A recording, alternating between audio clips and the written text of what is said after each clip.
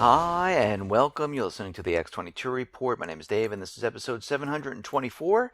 And today's date is July 23rd, 2015. And the title of this episode is U.S. Government is Now Ready to Make Its Move on Syria. Now, before I get started, I just want to make an announcement. The interview with Mike Shedlock is now up on YouTube. You can go right over to YouTube, type in X22 Report Spotlight. It will bring you right to that interview, or you can come to the x22report.com site and you will see that interview on the right hand side. Let's get right into the economic collapse news. Now we're going to head out to Greece, and we see that the parliament has approved the next phase in the bailout reforms. So basically what they're saying is we are going along with this austerity. We will impose and implement more austerity on the people. We will make them suffer. There'll be more people without jobs. It will make it much harder for them. And this is exactly what we are seeing at this point in time. We see Greece has added a 10% VAT tax to everyday products like food, bread, meat. So people are out of work. They're making less money or no money. And they just added an additional tax onto the products they use every day to survive. How is this helping the Greek people? Well, it is not. But the nightmare continues. Shop owners in the city of Athens, one of the capital cities most financially diverse, are finding it a lot more difficult to get by. They're saying that people are not out shopping. Well, I'm not really surprised. How can they be? Everyone is nervous. They ran to the banks, took their money out, and stored it because they knew they were going to need this money later, and they're not going to go out and just buy goods. They're going to be very careful and selective on what they purchase. Doesn't matter what type of business it is. It seems that there are empty storefronts. We see businesses that are struggling, and millions of jobs in the private sector have been lost. And there's going to be a lot more people out of work. The entire economy of Greece is falling apart. It is not getting better. All they did was take on more debt. That's it. Nothing else happened. Well, I shouldn't say that. They're selling off bits and pieces of their country to pay for this debt. Now, we heard a lot of talk about war reparations. We heard a lot of talk about odious debt. It seems like the central bankers got rid of all this, scared Tsipras, made him do what they wanted to do, or they would completely have civil war in the country. They would see tanks on the streets. And we can see right now the banks still have capital controls in effect. People can only take out a certain number of dollars each week, or I should say euros. The stock market is still closed. They're talking about opening it up maybe next week. We'll have to watch that situation very carefully to see when it does open. But we can see at this point in time, just like in Cyprus, capital controls are going to stay in effect for a long time. The banks are trying to get the people to bring their money back into the banks. And the people are looking at this saying, yeah, no way, we are not doing this whatsoever. Now, yesterday and the day before, we talked about how Tsipras, supposedly, allegedly, asked Putin for $10 billion to back the drachma. And Russia came out and said, no, absolutely not. This did not happen. And we're getting more information right now that, yeah, this might have been a complete made-up story from the Greek end. Russia is saying they never came out and asked for anything. If they did, they would have looked into the situation. Now, why in the world would Greece make something up like this? Why would the media come out and say, yes, we tried to go to Putin, we tried to go to Iran, we tried to go to China, we tried to go everywhere, and no one would help?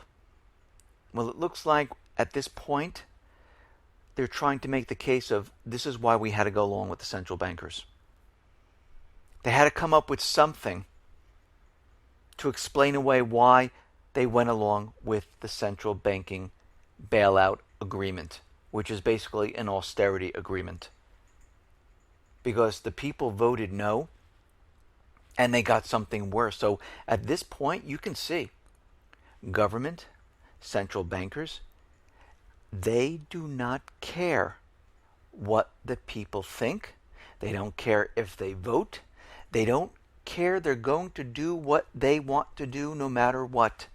The central banking system, they have no allegiance to any country, to any people. The only allegiance is to themselves, period. That's it.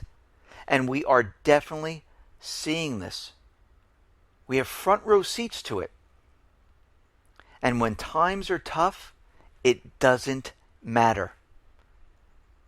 We can see in Greece, look, they know the people are suffering. They know the people aren't getting food. They know the people are living on the streets. They know stores are closing, businesses are closing, people are being laid off. It doesn't matter. Their solution?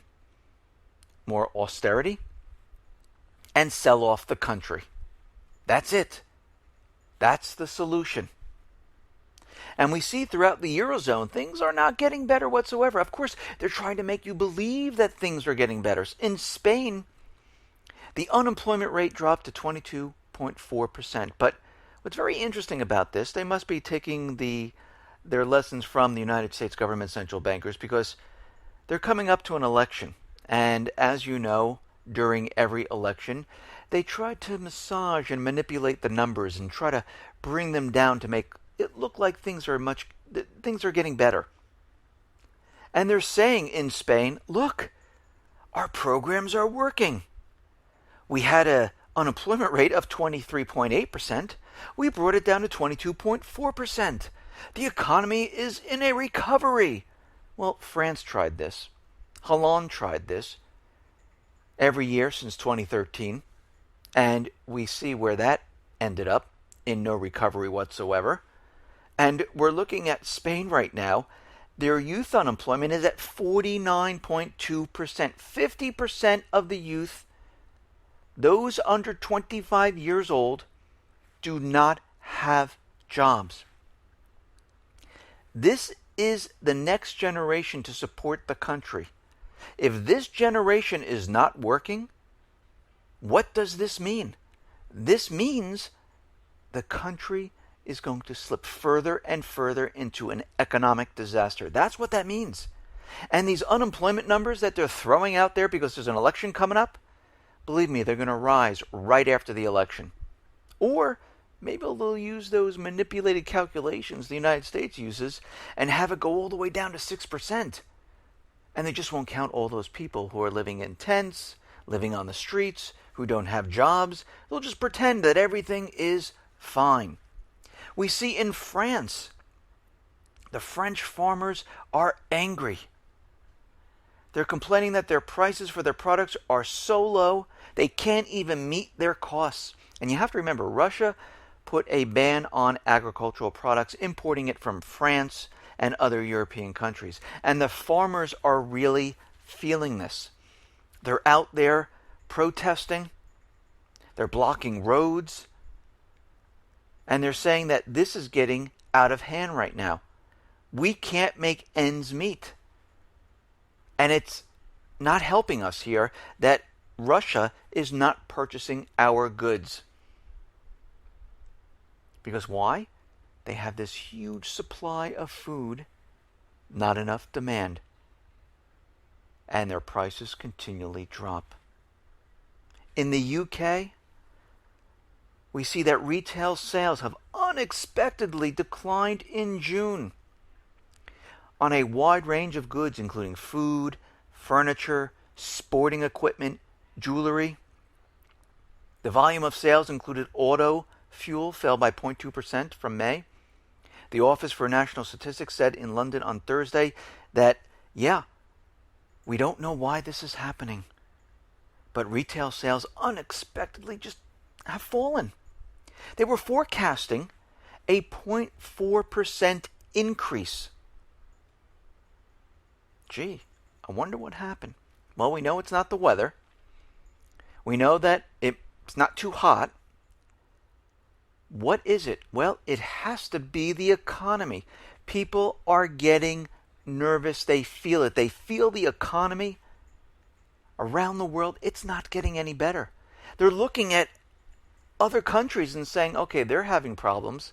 And I feel like we're having problems inside our country. And people are getting cautious. They're keeping their money. I can tell you, I don't go out and purchase like I used to. I'm nervous about what's going on out in the economy. And I scaled back on a lot of things that I purchase. I don't purchase that much. But even on the food, I noticed when I go out, and I buy in bulk. I mean, we have a family of 6 here. And I see my food prices continually going up. Every week, every 2 weeks, I pay a little bit more. And of course, these low gas prices, they're not helping. And increased wages, non-existent. So what's happening? Everyone is holding steady at a certain wage. Prices are continually rising. And people are saying, you know something? I need to store my money because I don't know if I can afford food. This is what people are thinking. I need to make my rent or my mortgage. I need to pay for food. We see here in the United States, the initial jobless claims dropped to 26,000 to 255,000. It's the lowest since November of 1973. What does this tell us? It doesn't make sense. All of it doesn't make sense. We have a huge number of people, and this is not in the thousands, this is in the millions. 93 million people who want to work, who want to make a living, earn money to support their family. And they're finding it's very difficult to do so. But the U.S. government central bankers are continually putting out numbers telling us that, no, everything's fine. Nobody is applying for unemployment. No one is doing that whatsoever. Even if you see these layoffs going back to the beginning of this year, all those people are fine. They all got jobs once again. I mean, Dell laid off, Microsoft laid off, Intel laid off, financial firms are laying off, but they're all able to find jobs. I mean, does anyone really believe this? Does anyone really believe that with thousands of people being laid off, they can just go and find this incredible job? No. It's not happening. We see something very strange with this increase of minimum wage. Now, we know a lot of states are increasing the minimum wage. A mandate to bring it up to $15 for fast food workers and other job positions. And we're starting to see that those people who are making this little bit amount of money are cutting their hours because they do get benefits from the government. And what happened here is that those people who got an increase in hourly wage, it puts them over the amount where they don't get the same amount from the government. So they might be making an extra $5 or $10, but they just lost thousands of dollars from their benefits. So they're asking to be cut back on their hours because it doesn't make sense for them to make an extra $5 or $10 and lose the thousands of dollars of support. So this minimum wage increase is not actually helping for some people. And again, we have to go back to the main source of the problem, and that is the central bank. As the central bank pushes their policies, the value of the dollar will continually decrease, and this $15 eventually will not be enough to pay for anything. Because instead of $10, you're making a $5 extra, or if you're making $12 and you're making $5 extra, food is continually going up. Car prices are continually going up, and it knocks people right out no matter what. So we have to go back to the main problem here, and that is the devaluation of the dollar, which leads us back to the central bank, that these policies are not helping the people. And eventually, by next year, this $15 is going to be worthless. It will not help anybody. Now, we're starting to see the same thing happen once again with Fannie and Freddie. We know after the financial crisis of 2008, there was one thing that almost everyone agreed on. The government-sponsored mortgage giants Fannie Mae and Freddie Mac had to go. But that didn't happen. They bailed them out. And we see right now, today, the government decided to sweep almost all the duo's profits into its own coffers to be used as a slush fund for general government expenses.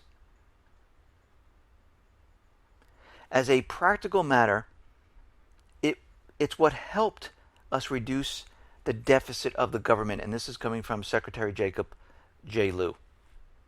So they took the money from Fannie and Freddie, the profits. They moved it into the government slush fund, and it helped them pay for things. Now what happens is Fannie and Freddie are left out.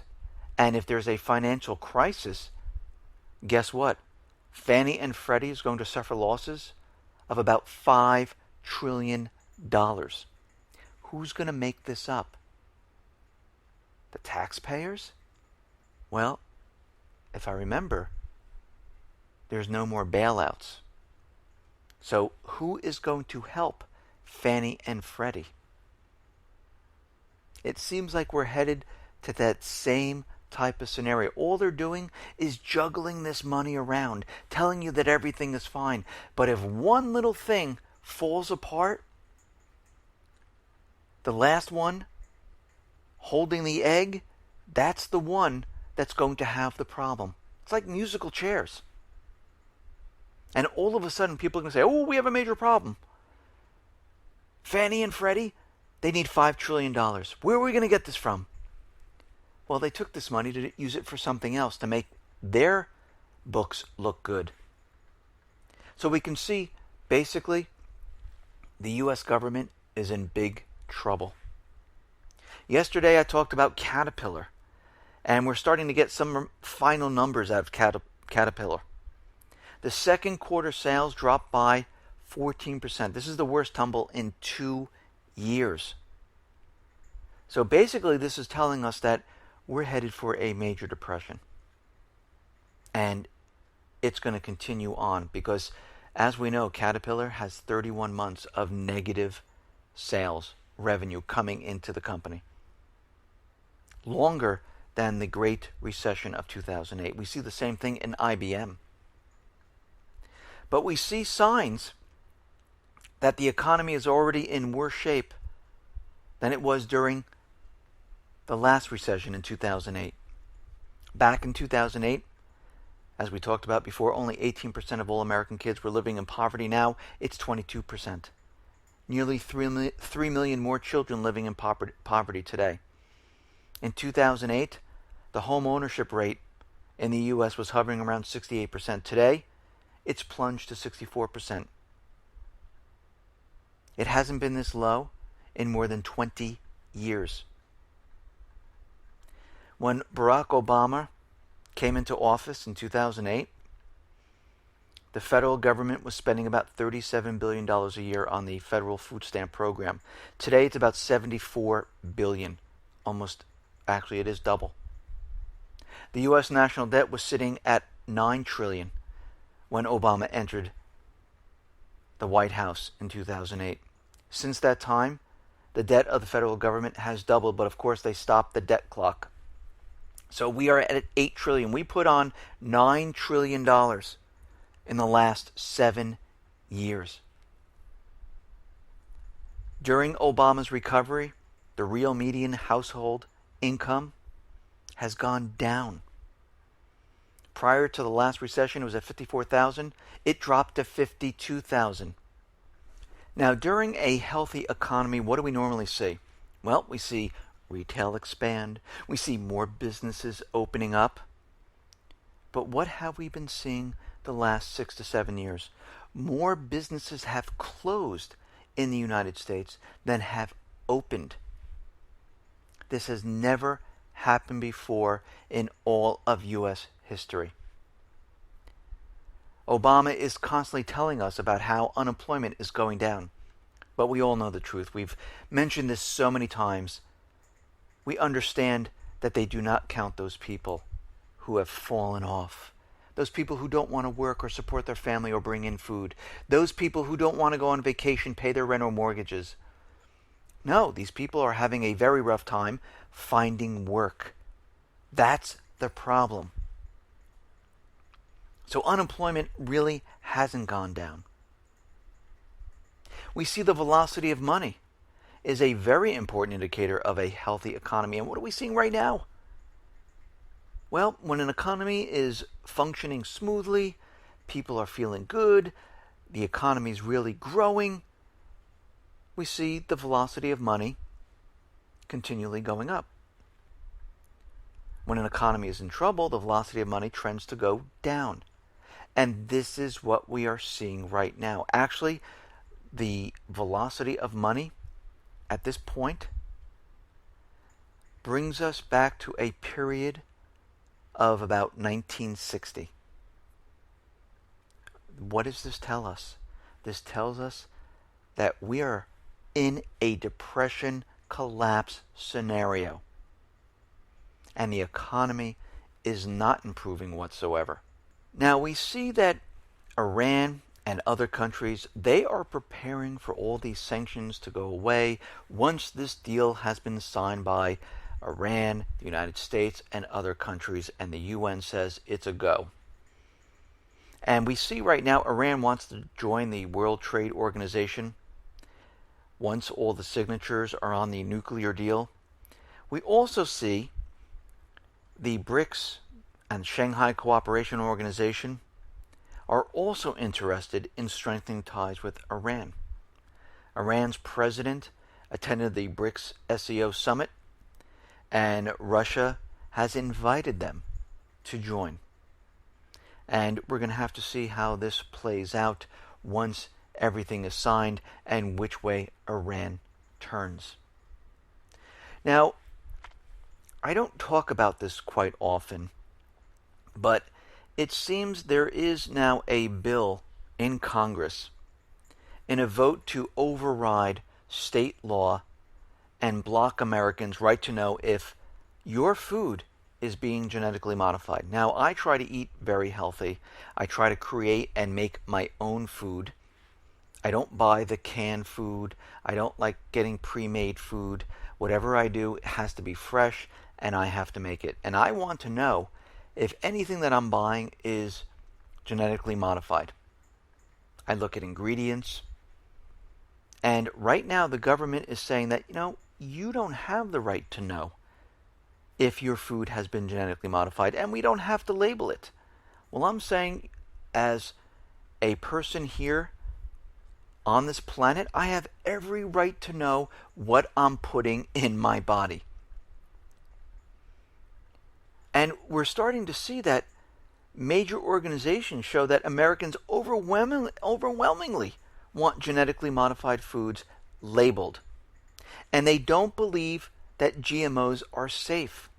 A poll by Pew Research finds that 2/3 of Americans think that scientists don't fully understand GMOs. Well, they're fooling around with the code of life.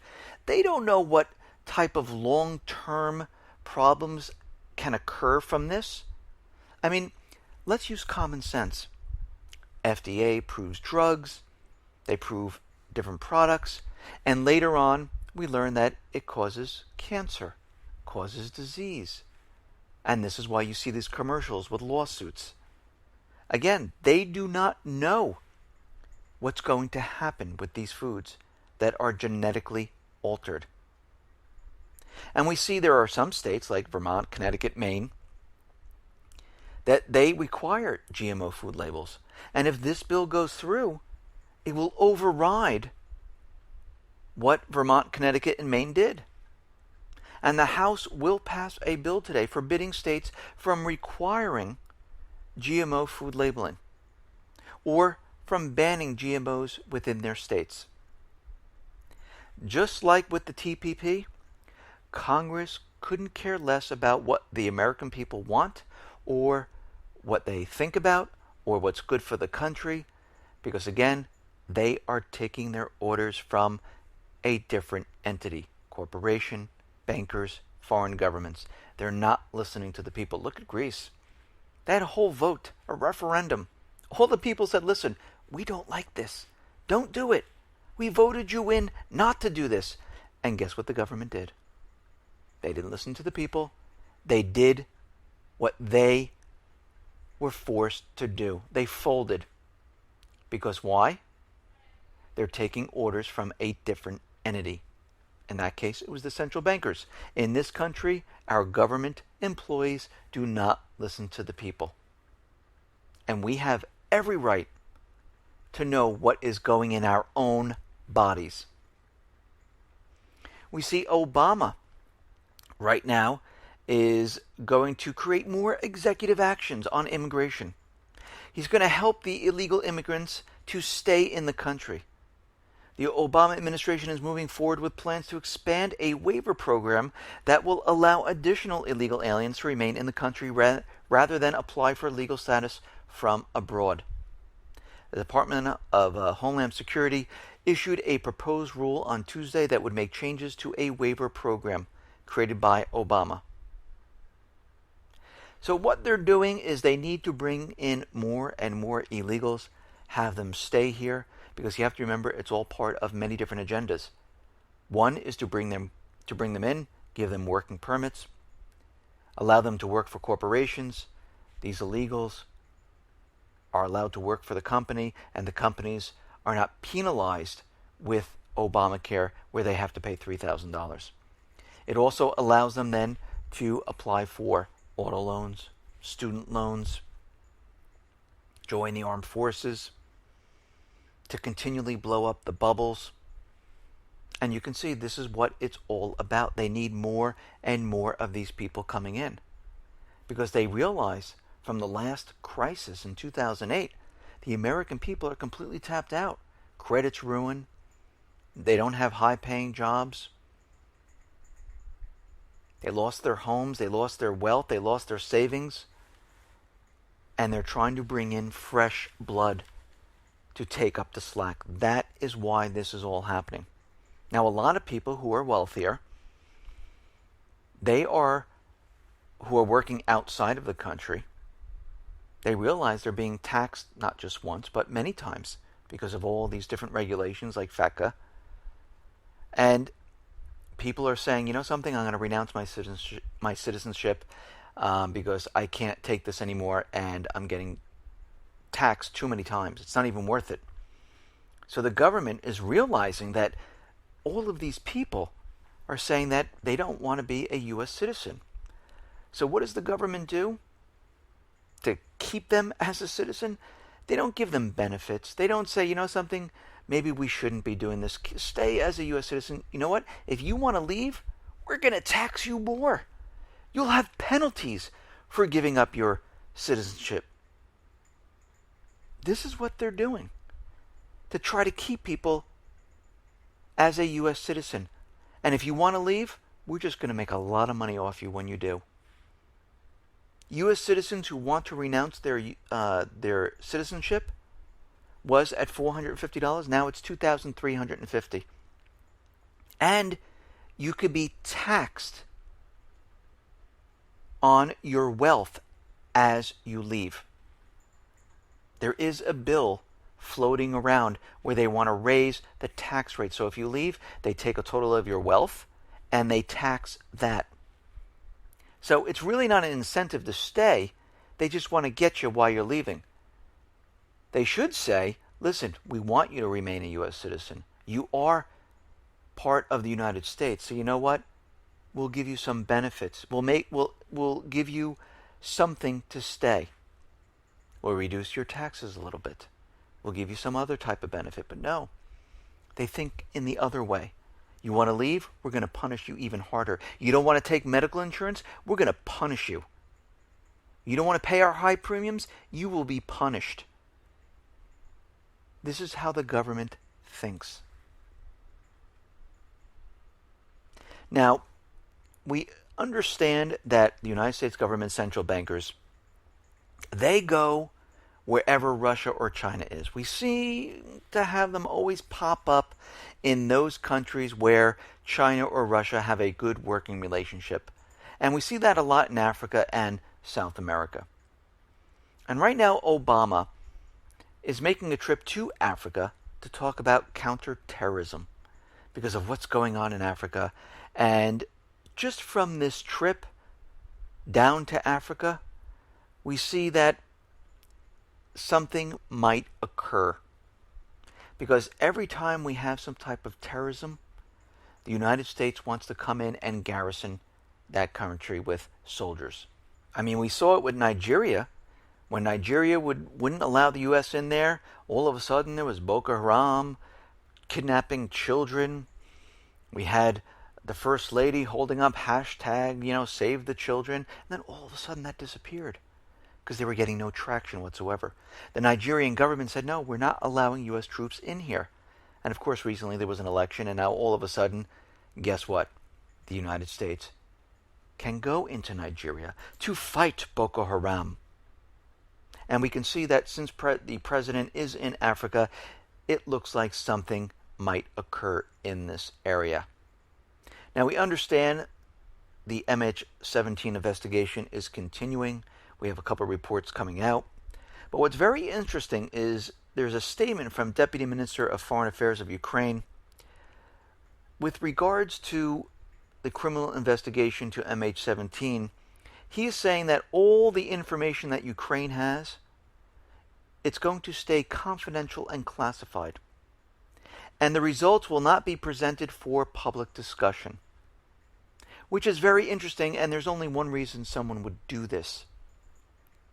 Is if they're trying to hide something.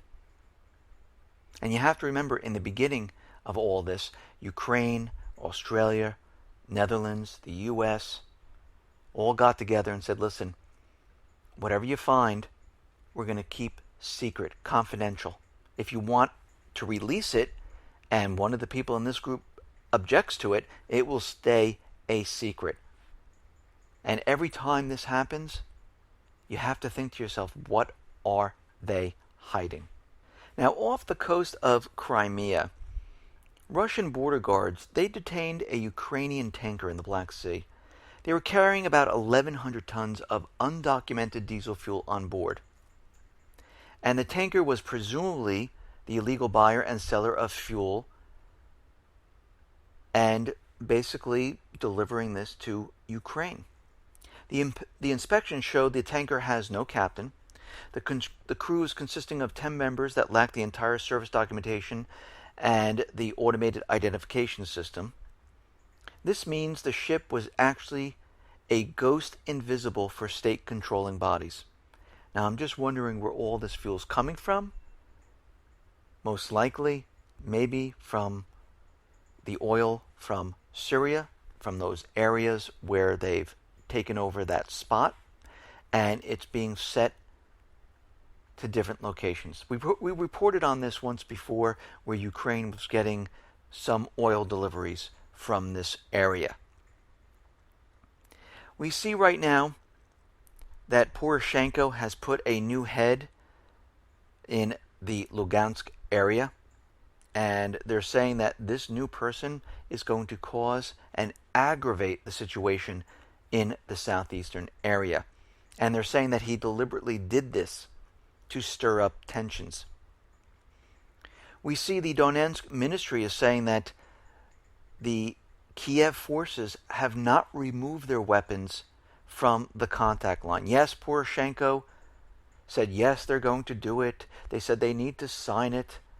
But it looks like it just never happened. And we're seeing this continually happen over and over. Right now, we're seeing an uprising of the right sector.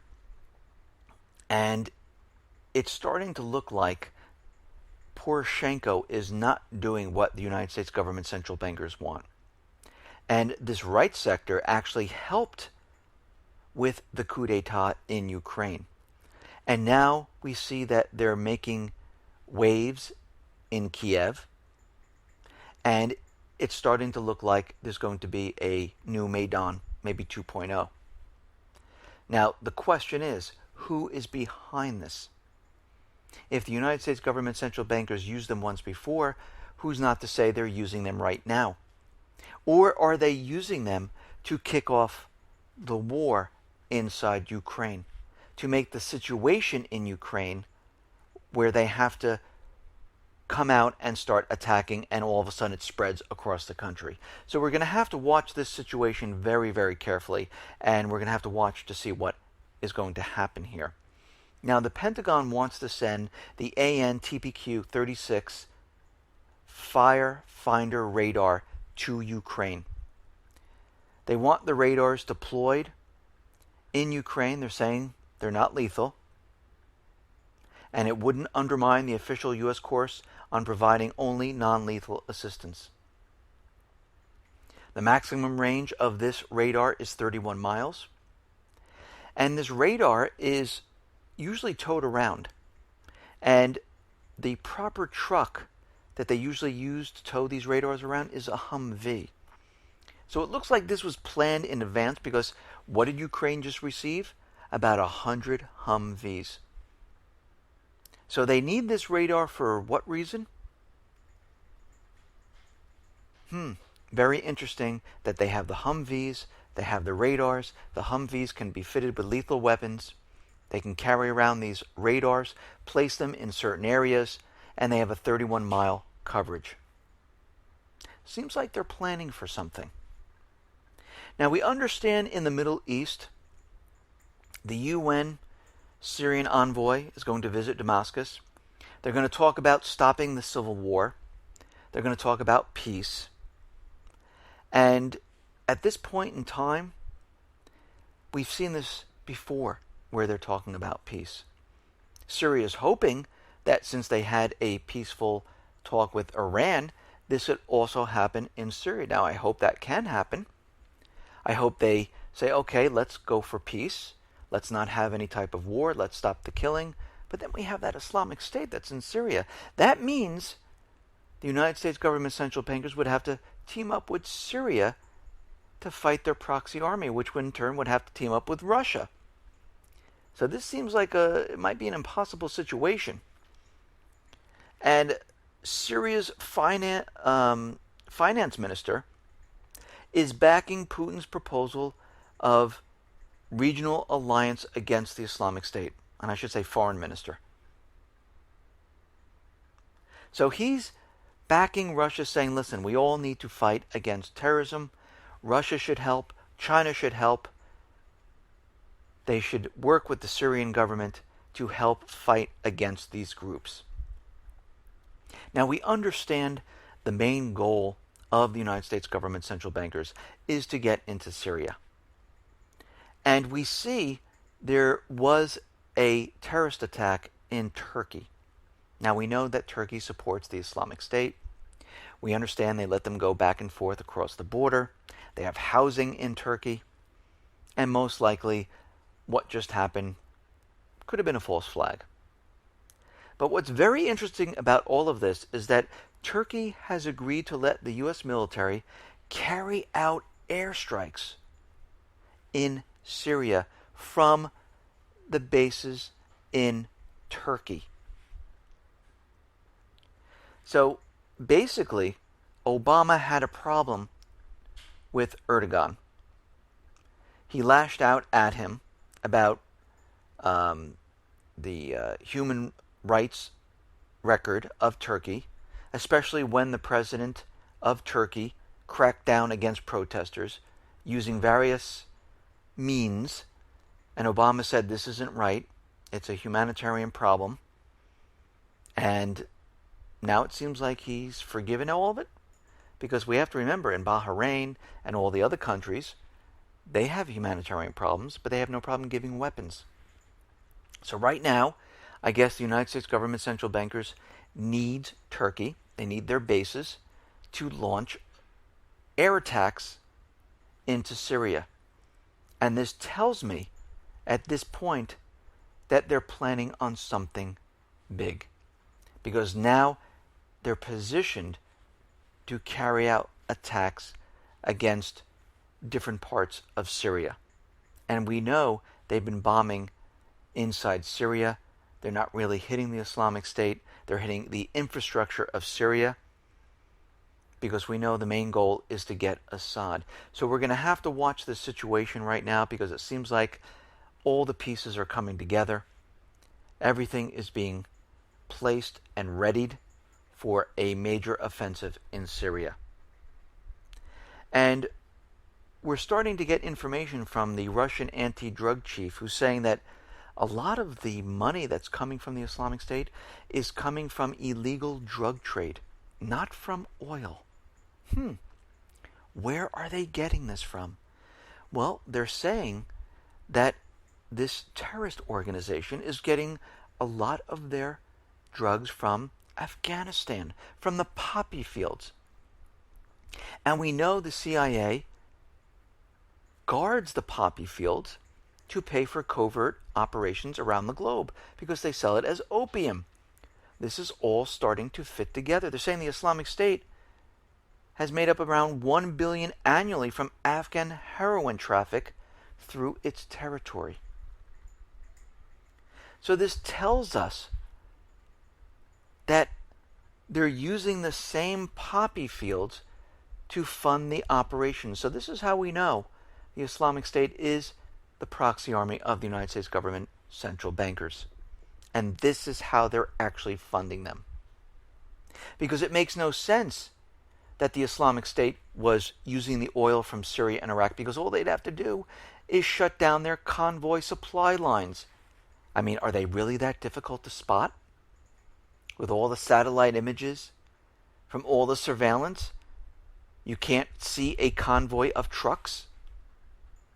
You don't know where the refineries are? You do. You know exactly where all of this is. But we see this is not what they're doing. We see the FBI Director James Comey says the Islamic State group's online attempts to recruit Americans pose a bigger terror threat to the U.S. than Al-Qaeda. And of course, what is he doing right now? He's trying to open back doors into software systems. He wants encryption gone. And they're using whatever they possibly can to scare the American people. They're trying to make everyone convinced that all these Americans, because people are tweeting online, they're becoming radicalized. And they're just getting ready to attack something. Well, how would he know this if he doesn't have access? Think about it for a second. He's trying to convince everyone that he needs access. He can't get through the encryption, but he knows this information. How? Is he just making it up? Well, we see what it is.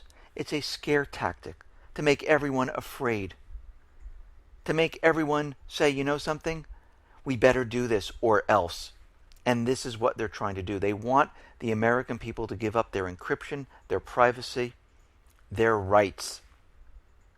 And the Founding Fathers warned us of this. They warned us that the U.S. government would eventually try to take the rights away from the people to keep you safe. Listen, everyone, thanks a lot for listening. Be well, be safe, and especially be prepared. Thanks a lot.